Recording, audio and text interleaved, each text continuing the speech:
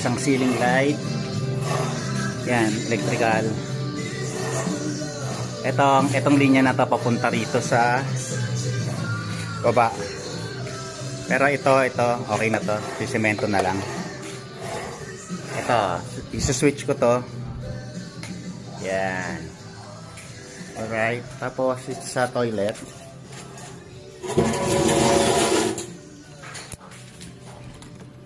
Yan. Ginagawa namin storage ng mga supply. Ito na yung breaker. Ito na yung entrance. So, may outlet na rin ng water heater. At switch ng ilaw. Yeah. Nagana na. Yeah. So,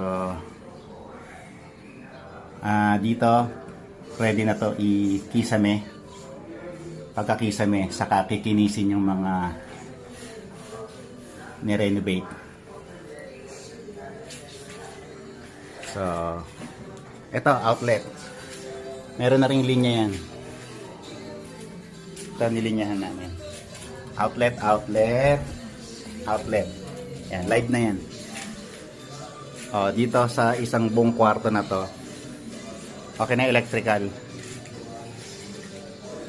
Alright, that's the update.